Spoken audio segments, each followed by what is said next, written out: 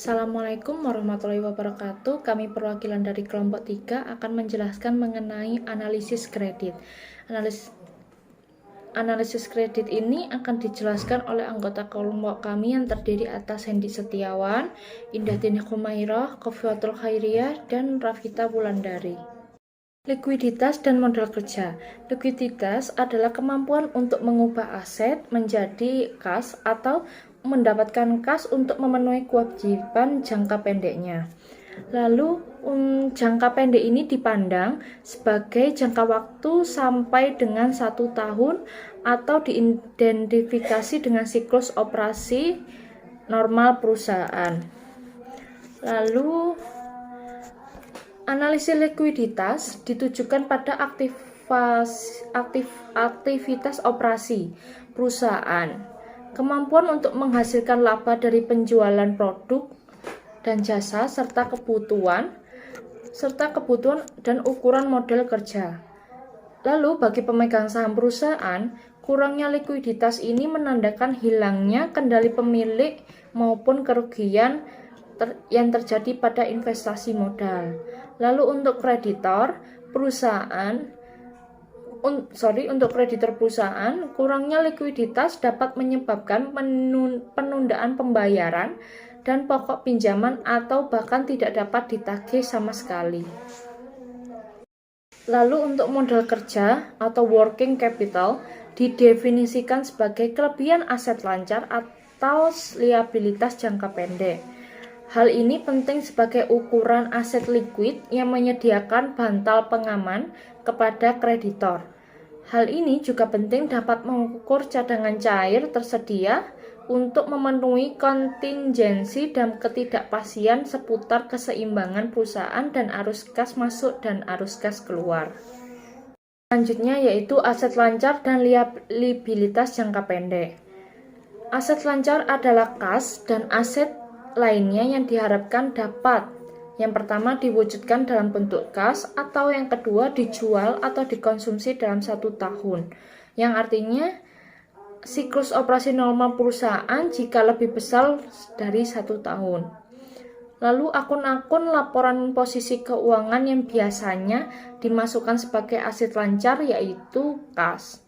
Efek yang dapat diperdagangkan yang jatuh tempo pada tahun fiskal berikutnya, piutang usaha, persediaan, dan biaya dibayar di muka. Liabilitas jangka pendek adalah kewajiban yang diharapkan puas dalam waktu yang relatif singkat, biasanya dalam jangka waktu 1 tahun. Kewajiban lancar biasanya meliputi hutang, wesel bayar, hutang bank jangka pendek, hutang pajak, biaya masih harus yang dibayar, dan bagian lancar untuk jangka panjang. Selanjutnya yaitu ukuran likuiditas modal kerja. Perjanjian kredit dan obligasi sering mengandung ketentuan untuk pemeliharaan tingkat modal kerja minimum. Analisis keuangan menilai besarnya modal kerja untuk keputusan dan merekomendasi investasi. Lalu instansi pemerintah menghitung jumlah modal kerja perusahaan keseluruhan untuk tindakan peraturan dan kebijakan. Nah, di bawah ini ada contoh soal atau ilustrasi yang pertama yang juga ada di lembaran materi yang telah ada di grup, yaitu berikut ini adalah 2 perusahaan memiliki jumlah kerja yang sama, namun dengan melakukan perbandingan secara cepat terkait hubungan antara aset lancar dengan liabilitas. Jangka pendek menunjukkan bahwa posisi modal kerja PTA lebih unggul dibandingkan dengan PTP. Bisa dilihat aset lancar untuk PTA 300.000, PTP 1.200.000. Liabilitas jangka pendek untuk PTA 100.000, PTP 1 juta. Modal kerja PTA 200.000, PTP sama 200.000. Untuk menghitung ini, kelebihan modal kerja sebesar 200.000 itu menghasilkan kesimpulan yang berbeda. Untuk perusahaan dengan aset lancar sebesar 300.000 atau bisa dikatakan PTA dengan perusahaan yang memiliki aset lancar sebesar 1.200.000 atau PTB, itu ukuran relatif yang umum digunakan dalam praktik adalah rasio lancar. Rasio lancar atau current ratio ditentukan sebagai berikut, yaitu rasio lancar sama dengan aset lancar dibagi liabilitas jangka pendek. Jadi rasio lancarnya yaitu 300 untuk PTA 300.000 dibagi dengan 1 juta. Lalu dan untuk PTB 1.200.000 dibagi dengan 1 juta. Rasio ini mengungkapkan gambaran yang berbeda antara PTA dan gambaran untuk PTB. Kemampuan untuk membedakan perusahaan berdasarkan likuiditasnya membantu memperhitungkan luasnya penggunaan rasio lancar. Selanjutnya, ukuran likuiditas rasio lancar. Rasio lancar ini memiliki rumus perhitungan, yaitu aset lancar dibagi liabilitas jangka panjang. Untuk relevansi dari rasio lancar, alasan digunakannya rasio lancar secara luas sebagai ukuran likuiditas mencakup kemampuannya untuk mengukur. Yang pertama, kemampuan untuk memenuhi kewajiban lancar. Yang kedua, penyangga saat terjadi kerugian. Yang ketiga, cadangan dana likuid. Lalu keterbatasan rasio lancar. Langkah pertama dalam evaluasi kritis rasio lancar sebagai alat untuk analisis likuiditas dan solvabilitas jangka pendek dan jangka panjang, yaitu dengan menguji nilai pembilang dan pembanding. Pembilang dari rasio lancar itu terdiri dari kas dan setara kas, efek yang diperdagangkan, piutang usaha, persediaan, dan beban dibayar di muka. Selanjutnya, penyebut rasio lancar. Liabilitas jangka pendek adalah fokus dari rasio lancar tersebut. Liabilitas ini adalah sumber kas yang sama halnya dengan piutang dan persediaan yang menggunakan kas. Kewajiban lancar terutama ditentukan oleh penjualan dan kemampuan perusahaan untuk memenuhinya saat jatuh tempo adalah objek dari ukuran modal kerja. Sebagai contohnya, karena pembelian yang menimbulkan hutang adalah fungsi penjualan, hutang berbeda dengan penjualan selama penjualan tetap konstan atau meningkat. Pembayaran kewajiban lancar adalah kegiatan pendanaan. Dalam hal ini, komponen rasio lancar memberikan sedikit jika ada pengakuan terhadap kegiatan ini atau dampaknya pada arus kas masa depan. Selain itu, kewajiban lancar masuk ke dalam perhitungan rasio lancar, tidak termasuk calon kas pengeluaran. Contoh adalah komitmen tertentu dalam kontrak konstruksi, pinjaman, sewa, dan pensiun. Yang selanjutnya adalah menggunakan rasio lancar dalam analisis. Pembahasan mengenai rasio lancar itu setidaknya dapat diambil 3 kesimpulan. Yang pertama, likuiditas tergantung pada besarnya arus kas prospektif dan pada tingkat kas dan setara kas yang lebih rendah. Yang kedua, tidak ada hubungan langsung antara saldo akun modal kerja dengan kemungkinan pola arus kas masa depan. Yang ketiga, kebijakan manajerial mengenai piutang dan persediaan terutama diarahkan pada pemanfaatan aset yang efisien dan menguntungkan, serta yang kedua berdasarkan likuiditas. Kesimpulan ini bukan pertanda yang baik bagi rasio lancar sebagai suatu alat analisis. Dan kita mungkin mempertanyakan mengapa rasio ini masih digunakan secara luas dalam analisis. Itu adalah alasannya penggunaan rasio lancar ini. Yang pertama, mudah dipahami, mudah dihitung, dan ketersediaan datanya.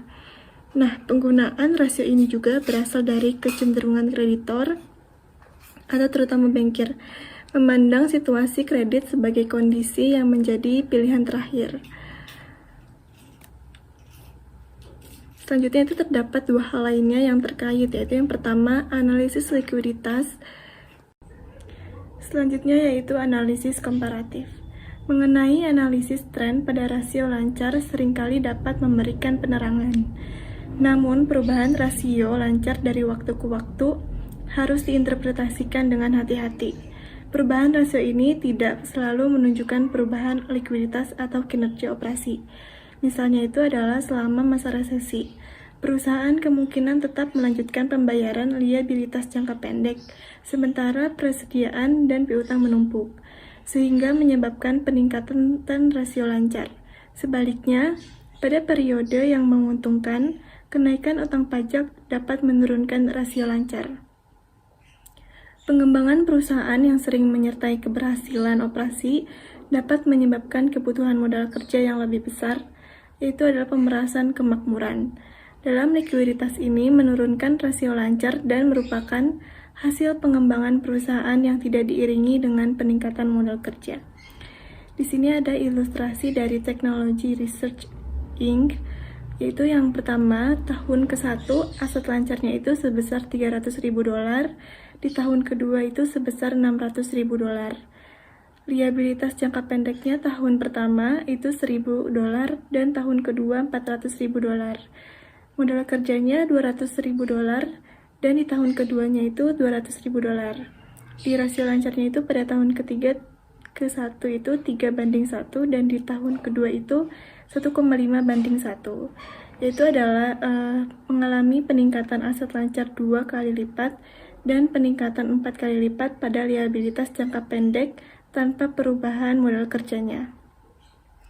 Hal ini juga yaitu menyebabkan pemerasan kemakmuran yang dibuktikan dengan penurunan sebesar 50% pada rasio lancar. Selanjutnya di sini ada manajemen rasio. Analisis harus memperhatikan manajemen rasio lancar, yang juga dikenal sebagai window dressing. Mendekati akhir periode ini, manajemen biasanya akan mempercepat penagihan utang, mengurangi persediaan di bawah tingkat normal, dan menangguhkan pembelian normal. Kemudian, hasil aktivitas ini biasanya digunakan untuk membayar liabilitas jangka pendek. Dampak aktivitas ini adalah rasio lancar. Di sini ada contoh dari Technology Research Inc. Aset lancarnya itu sebelum pembayaran itu sebesar $200.000, setelah pembayarannya sebesar $150.000.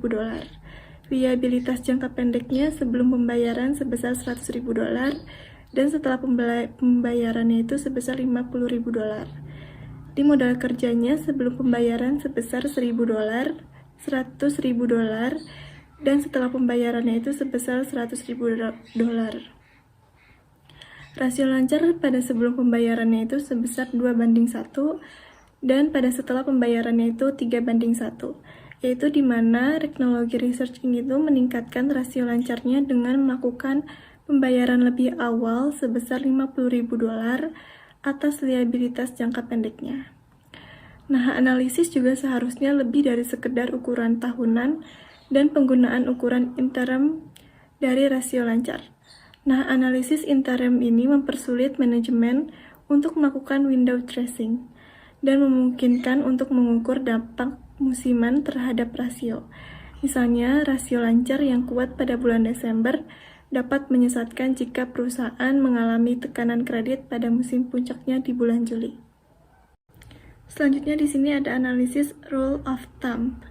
Aturan praktis atau rule of thumb sering diterapkan jika rasio lancar sebesar 2:1 atau lebih baik.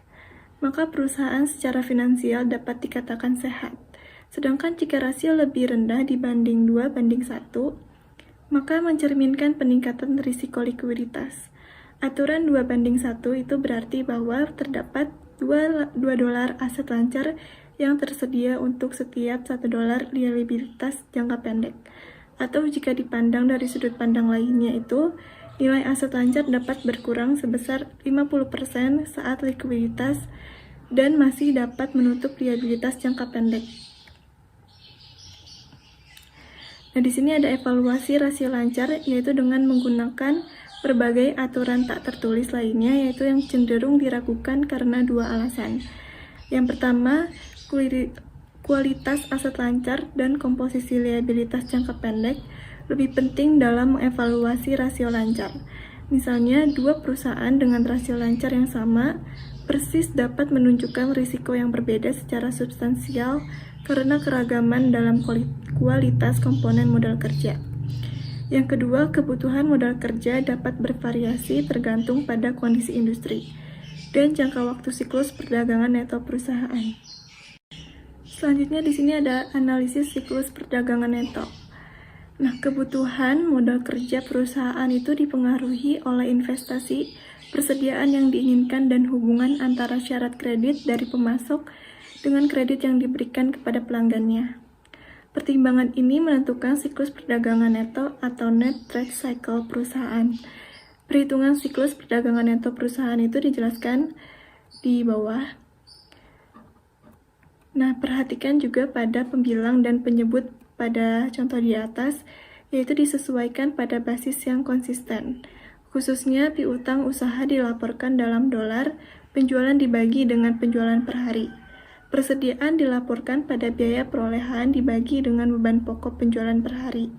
Dan juga ada utang usaha dilaporkan dalam dolar, pembelian dibagi dengan pembelian per hari. Nah, oleh karena itu juga sementara ukuran dari hari dinyatakan dengan basis yang berbeda, estimasi siklus perdagangan neto berdasarkan pada basis yang konsisten. Analisis ini menunjukkan bahwa teknologi research penjualannya tertahan selama 40 hari dalam piutang usaha. Mengelola 56 hari barang tersedia sebagai persediaan dan hanya menerima 30 hari pembelian dari pemasoknya. Semakin panjang siklus perdagangan neto, semakin besar juga kebutuhan modal kerjanya. Pengurangan juga dapat jumlah dari penjualan dalam piutang atau number of days sales in receivable, atau biaya penjualan dalam persediaan akan menurunkan kebutuhan modal kerja. Nah, peningkatan pada jumlah hari pembelian secara kredit ini diterima dari pemasok akan menurunkan kebutuhan modal kerja. Kebutuhan modal kerja ditentukan oleh kondisi dan praktik industri. Perbandingan dengan menggunakan rasio lancar dalam industri dan analisis kebutuhan modal kerja dengan menggunakan ukuran siklus perdagangan neto berguna untuk menganalisis kecukupan modal serta kerja suatu perusahaan. Selanjutnya di sini ada ukuran likuiditas dengan rasio berbasis kas. Kas dan setara kas merupakan aset lancar yang paling likuid. Nah, di sini akan membahas ukuran likuiditas dengan menggunakan rasio berbasis kas. Yang pertama ada rasio kas terhadap aset lancar. Rasio aset mendekati kas terhadap total aset lancar merupakan suatu ukuran tingkat likuiditas aset lancar. Ukuran ini yang dikenal sebagai rasio kas terhadap aset lancar atau cash to current asset ratio. Dengan rumus kas plus setara kas plus efek yang dapat diperdagangkan dibagi aset lancar. Nah, semakin tinggi rasio ini, maka aset lancar semakin liquid. Yang kedua ada rasio kas terhadap liabilitas jangka pendek. Rasio lain yang mengukur kecukupan kas adalah rasio kas terhadap liabilitas jangka pendek atau cash to current liabilities ratio. Dengan rumus yaitu kas plus setara kas plus efek yang dapat diperdagangkan dibagi liabilitas jangka pendek. Nah, rasio ini itu mengukur ketersediaan kas untuk membayar kewajiban saat ini. Ini merupakan uji yang berat dengan mengabaikan sifat pendanaan ulang aset lancar dan liabilitas jangka pendek. Rasio ini suplemen rasio kas terhadap aset lancar dalam mengukur ketersediaan kas dari sudut pandang yang berbeda. Nah, untuk melihat rasio ini sebagai perpanjangan dari rasio cepat, kecuali pada kasus yang ekstrim merupakan uji likuiditas jangka pendek yang terlalu berat. Namun, pentingnya kas sebagai bentuk akhir likuiditas seharusnya tidak dipandang rendah. Nah, catatan kegagalan usaha memberikan banyak contoh perusahaan insolven dengan aset non-kas yang cukup besar, lancar maupun tidak lancar, dan tidak mampu untuk membayar liabilitas atau untuk beroperasi. Baik, selamat pagi. Sebelumnya perkenalkan, nama saya Edi Setiawan. Saya akan melanjutkan presentasi untuk materi selanjutnya. Jadi, pada kesempatan kali ini, saya akan mencoba membahas apa yang saya ketahui mengenai analisis likuiditas berdasarkan aktivitas operasi. Dalam melakukan penilaian likuiditas, termasuk kualitas modal kerja dan juga rasio lancar, itu sangat penting untuk menilai kualitas dan juga likuiditas dari piutang. Kualitas dan likuiditas dari piutang ini dipengaruhi oleh tingkat perputaran. Jadi kualitas piutang ini merujuk pada kemungkinan tertagihnya piutang tanpa menimbulkan kerugian. Sedangkan likuiditas dari piutang ini, cara menilainya yaitu merujuk pada seberapa cepat piutang tersebut dikonversi ke dalam kas. Untuk mengukur rasio perputaran piutang usaha bisa dengan menggunakan rumus penjualan neto secara kredit dibagi dengan rata-rata piutang usaha, di mana penjualan neto secara kredit ini dapat dilihat pada laporan laba rugi, sedangkan untuk rata-rata piutang usaha ini dapat dilihat dengan menambahkan saldo awal dan juga saldo akhir dari piutang tersebut kemudian dibagi menjadi 2. Kemudian kita akan membahas mengenai jumlah hari penjualan dalam piutang, di mana ini adalah bertujuan untuk mengukur jumlah hari yang dibutuhkan untuk menagih piutang tersebut. Dapat dihitung dengan menggunakan rumus piutang usaha dibagi penjualan per 360. Yang kemudian yaitu adalah interpretasi ukuran likuiditas piutang, di mana tren pada periode penagihan dari waktu ke waktu ini sangat penting dalam menilai kualitas dan juga likuiditas piutang. Tren yang perlu diamati adalah hubungan antara penyisihan piutang tak tertagih dengan piutang usaha bruto, yang bisa dihitung dengan menggunakan rumus penyisihan piutang tak tertagih dibagi dengan piutang usaha bruto. Peningkatan pada rasio tersebut yaitu menunjukkan penurunan pada penagihan piutang. Sebaliknya, penurunan pada rasio tersebut menunjukkan perbaikan penagihan atau perlunya evaluasi ulang guna untuk kecukupan penyisihan piutang tak tertagih. Selanjutnya adalah ukuran perputaran persediaan, di mana ukuran perputaran persediaan ini merupakan bagian aset lancar yang substansial, di mana adanya resiko dalam penyimpanan persediaan dan fakta bahwa persediaan lebih lambat diubah menjadi kas daripada piutang usaha, sehingga menjadikan persediaan umumnya dianggap sebagai aset lancar yang tidak likuid. Evaluasi jangka pendek dan modal kerja yang mencakup persediaan harus memasukkan evaluasi atas kualitas dan likuiditas persediaan itu sendiri. Untuk itu, memerlukan alat yang disebut ukuran perputaran persediaan. Perputaran persediaan atau yang biasa dikenal dengan inventory turnover ratio mengukur rata-rata tingkat kecepatan persediaan bergerak masuk dan keluar perusahaan. Rumus untuk menghitung perputaran persediaan ini adalah beban pokok penjualan atau yang lebih dikenal dengan HPP dibagi dengan rata-rata persediaan, di mana rata-rata persediaan ini dihitung dengan cara menambahkan saldo awal persediaan dan juga saldo akhir persediaan dibagi dengan 2. Apabila ingin mengevaluasi tingkat persediaan pada tanggal tertentu, perhitungan rasio ini menggunakan saldo persediaan pada tanggal tertentu sebagai penyebutnya. Selanjutnya adalah hari penjualan dalam persediaan atau yang biasa disebut dengan Day Sales in Inventory. Rumus untuk menghitung hari penjualan dalam persediaan ini adalah persediaan dibagi dengan HPP dibagi dengan 360. Sedangkan rumus rasio jumlah hari untuk menjual persediaan adalah 360 dibagi dengan perputaran persediaan. Rasio ini menunjukkan jumlah hari yang dibutuhkan untuk menjual persediaan akhir atau rata-rata persediaan selama tahun berjalan. Sebagai contoh perhitungan, silakan melihat gambar yang telah tertera di PPT. Jadi, langkah pertama yaitu kita harus menghitung rasio perputaran persediaannya dengan menggunakan rumus beban pokok penjualan dibagi dengan persediaan rata-rata, di mana beban pokok penjualannya menunjukkan 1.200.000 dan persediaan awalnya 200.000, persediaan akhirnya 400.000. Jadi dapat dihitung sebagai beban pokok penjualannya 1.200.000 dibagi dengan 200.000 ditambah dengan 400.000 dibagi menjadi 2. Jadi 1.200.000 dibagi dengan 300, hasilnya adalah 4 kali.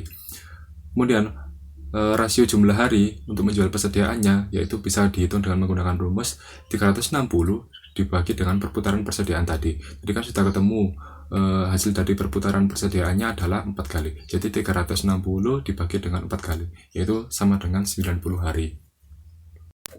Selanjutnya yaitu mengenai interpretasi perputaran persediaan, di mana rasio lancar ini menganggap komponen aktiva lancar sebagai potensi sumber daya untuk melunasi kewajiban lancarnya. Jadi dengan pandangan serupa, rasio perputaran persediaan ini memberikan ukuran baik kualitas maupun likuiditas komponen persediaan pada aktiva lancar. Kualitas persediaan mengacu pada kemampuan perusahaan untuk menggunakan dan melepas persediaannya. Jika persediaan turun dari waktu ke waktu atau di bawah batas normal industri, maka dapat disimpulkan bahwa persediaan menunjukkan keusangan atau melemahnya permintaan, dan juga bisa disimpulkan persediaan tidak terjual. Dengan adanya kondisi tersebut, manajemen persediaan yang efektif tentunya akan berusaha meningkatkan perputaran persediaan di perusahaannya. Selanjutnya akan dijelaskan oleh teman saya. Terima kasih. Materi selanjutnya yaitu likuiditas liabilitas jangka pendek. Nah, liabilitas jangka pendek ini sangat penting untuk menghitung modal kerja dan rasio lancar karena beberapa alasan. Yang pertama yaitu liabilitas jangka pendek digunakan dalam menentukan apakah kelebihan aset lancar atas liabilitas jangka pendek mampu untuk memberikan margin keselamatan yang memadai. Yang kedua, liabilitas jangka pendek dikurangi dari aset lancar untuk menghitung modal kerja. Nah, dalam menggunakan modal kerja dan rasio lancar, sudut pandangnya yaitu likuiditas dan bukan operasi. Karena liabilitas jangka pendek pada operasi normal tidak semuanya dilunasi, akan tetapi sifatnya dapat mengembalikan dana.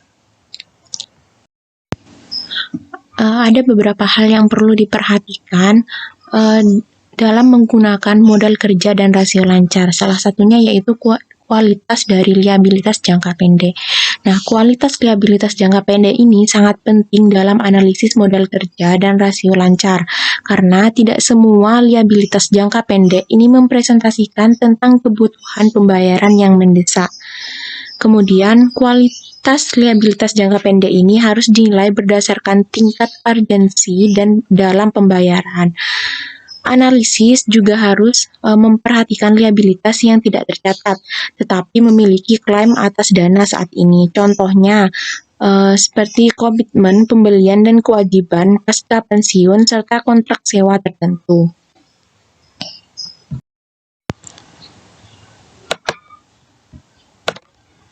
Yang selanjutnya yaitu ada jumlah hari pembelian dalam utang usaha. Hal ini perlu diperhatikan juga karena merupakan suatu ukuran untuk mengukur sejauh mana perusahaan bersandar pada utang. Nah, biasanya juga disebut sebagai rata-rata jumlah hari utang yang beredar. Nah, untuk menghitungnya dapat dilakukan dengan membagi utang usaha dengan beban pokok penjualan ditambah 360. Rata-rata jumlah hari utang yang beredar ini diindikasikan sebagai rata-rata waktu yang dibutuhkan oleh perusahaan untuk membayar kewajibannya kepada pemasok. Nah, di sini semakin besar periode pembayaran, maka semakin besar pula modal pemasok yang digunakan. Selanjutnya yaitu untuk ukuran likuiditas tambahan. Nah, di sini ada komposisi aset lancar. Komposisi aset lancar ini merupakan indikator dari likuiditas modal kerja. Nah, contohnya yaitu untuk penggunaan perbandingan persentase common size ini dilakukan untuk mempermudah dalam melakukan evaluasi terhadap likuiditas komparatif tanpa melihat jumlahnya. Kemudian di sini ada contoh dari komposisi aset lancar. Nah, di sini aset lancar Texas Electric beserta persentase common size untuk tahun ke-1 dan kedua disajikan seperti gambar di samping. Nah, di sini ada aset lancarnya yaitu ada kas, piutang usaha, persediaan, dan total aset lancar. Ada juga jumlahnya pada tahun ke-1 dan tahun kedua. Nah, dari data tersebut dianalisis bahwa persentase common size Texas Electric mengungkapkan penurunan likuiditas aset lancar pada tahun kedua dibandingkan dengan tahun pertama.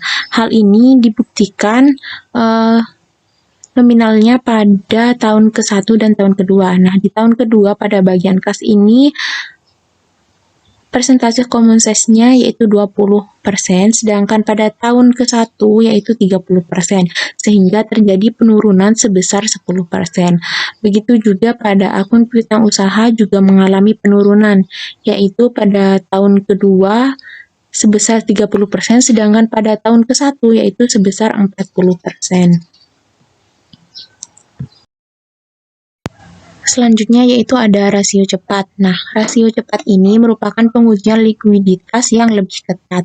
Di sini, rasio ini memasukkan aset yang paling cepat dikonversi menjadi kas dan dihitung dengan menjumlah kas plus setara kas ditambah dengan efek yang dapat diperdagangkan, kemudian ditambah dengan piutang usaha, dan dibagi dengan liabilitas jangka pendek. Di sini untuk persediaan sendiri tidak dimasukkan karena persediaan merupakan aset lancar yang paling tidak likuid. Selain itu, persediaan juga melibatkan kebijakan manajerial yang lebih banyak. Selanjutnya yaitu rasio arus kas. Karena liabilitas dibayar dengan kas, maka perbandingan arus kas operasi terhadap liabilitas jangka pendek menjadi penting. Nah, rasio yang membandingkan arus kas operasi dengan liabilitas jangka pendek dapat mengatasi sifat statis rasio lancar karena pembilangnya mencerminkan variabel yang mengalir. Nah, untuk rasio arus kas sendiri ini dihitung dengan membagi arus kas operasi dengan liabilitas jangka pendek. Fleksibilitas keuangan.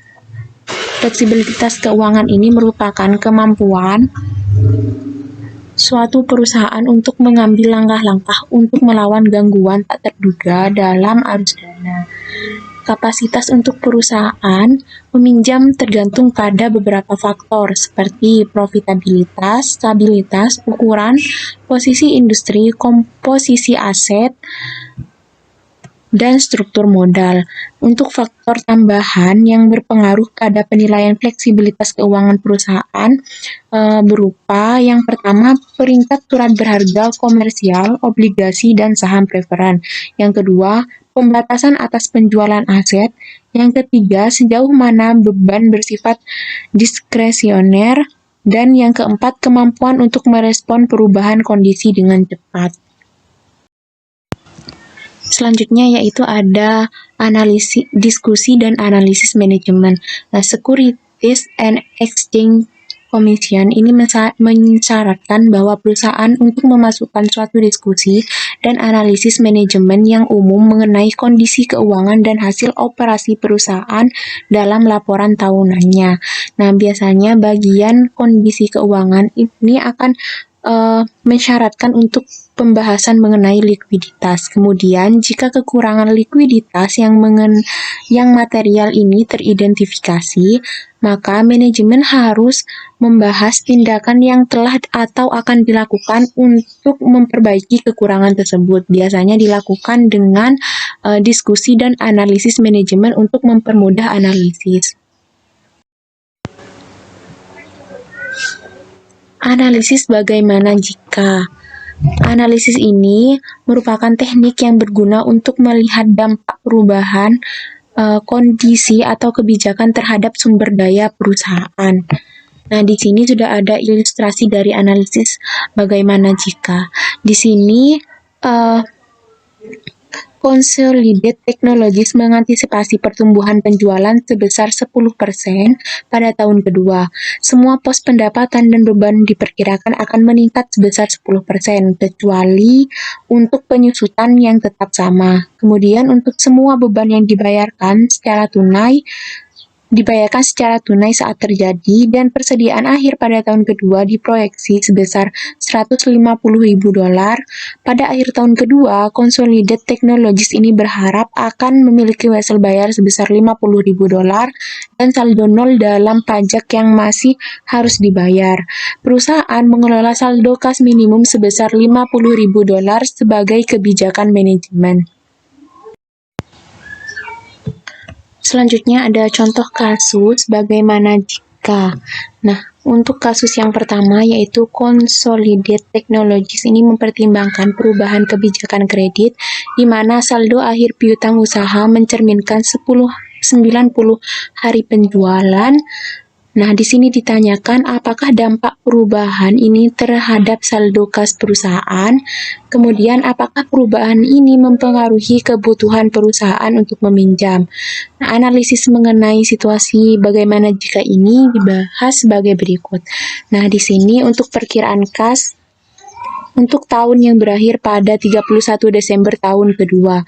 Nah, di sini ada kas 1 Januari tahun kedua yaitu sebesar ini 70.000. Kemudian untuk penagihan kas yaitu dihitung dengan menjumlah piutang usaha 1 Januari tahun kedua dijumlah dengan penjualan, kemudian diperoleh total potensi penagihan kas. Setelah itu dikurangi dengan piutang usaha pada 31 Desember tahun kedua. Nah, perhitungannya ini diperoleh dengan mengalihkan 825 yaitu penjualan dikali dengan 90 hari dibagi dengan 360 sama dengan 250. Kemudian diperoleh total kas yang tersedia yaitu sebesar 838.750. Ini merupakan penjumlahan dari kas pada 1 Januari tahun kedua dengan hasil penagihan kasnya. Kemudian untuk pengeluaran kas ini dihitung dengan menjumlah utang usaha 1 Januari tahun kedua ditambah dengan pembelian. Nah, untuk nominal dari pembelian ini dihitung dengan cara menambah biaya penjualan tahun kedua dengan persediaan akhir, kemudian dikurangi dengan persediaan awal. Nah, total potensi pengeluaran kas ini diperoleh sebesar 787.000, kemudian dikurangi dengan utang usaha pada tanggal 31 Desember tahun kedua, yakni sebesar 244.000, itu diperoleh dengan mengalihkan pembelian dengan saldo awal utang usaha dibagi dengan pembelian tahun ke-1. Sehingga diperoleh sebesar nominal sebesar 543.000. Kemudian dihitung lagi dengan ditambah wesel bayar 1 Januari tahun kedua dikurangi dengan wesel bayar 31 Desember tahun kedua sehingga diperoleh minus 15.000. Kemudian ditambah dengan pajak yang masih harus dibayar sebesar 18.000. Kemudian ditambah beban kasnya sebesar 203.500.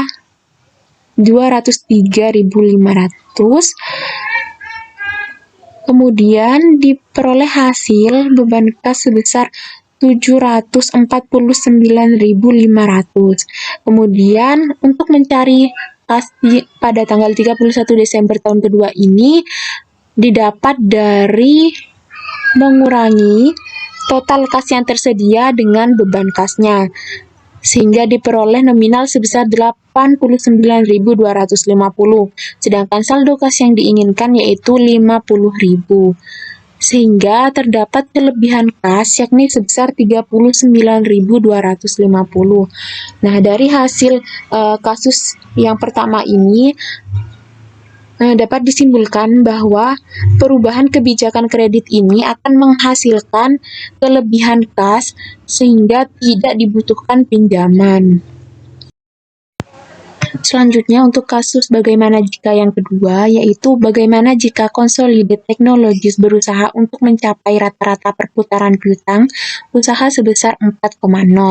Kemudian apakah dampak dari perubahan ini terhadap saldo kas perusahaan? Analisis ini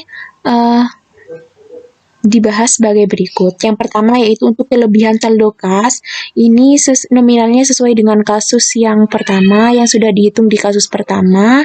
Kemudian menghitung rata-rata piutang usahanya yakni dengan membagi penjualan dengan rata-rata perputaran piutang usaha. Kemudian hasilnya dikali dengan 2, kemudian dikurangi dengan piutang awalnya yaitu 150.000. Kemudian hasilnya dikurangi dengan saldo piutang usaha dari kasus 1 yakni 206.250, yang hasilnya yaitu sebesar 56.250, yakni terjadi penurunan kas, di mana selisihnya antara kelebihan saldo kas pada kasus pertama dan penurunan kasnya di kasus yang kedua yaitu sebesar 17.000. Sehingga pada kasus kedua ini Consolidated Technologies perlu meminjam kas sebesar 17.000. Selanjutnya untuk kasus 3, contoh kasus 3, kasus bagaimana jika. Nah, di sini selain kondisi yang berlaku pada kasus kedua, bagaimana jika pemasok perusahaan mensyaratkan pembayaran dalam waktu 60 hari. Apakah dampak persyaratan pembayaran ini terhadap saldo kas? Nah, di sini analisisnya disajikan sebagai berikut. Yang pertama yaitu ada kas yang diperlukan untuk meminjam. Nah, ini berasal dari kasus yang kedua. Jumlahnya sebesar 17.000. Kemudian ada saldo akhir utang usaha dari perhitungan kasus yang pertama yaitu sebesar 244.000.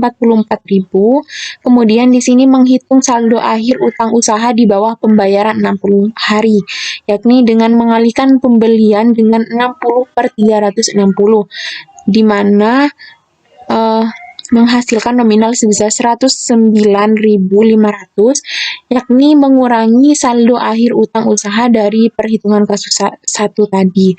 Kemudian diperoleh pengeluaran tambahan yang diperlukan sebesar 134.500, sehingga kas yang akan dipinjam yakni sebesar 151.500 yang berasal dari penjumlahan kas yang diperlukan untuk meminjam dari kasus kedua ditambah dengan pengeluaran tambahan yang diperlukan.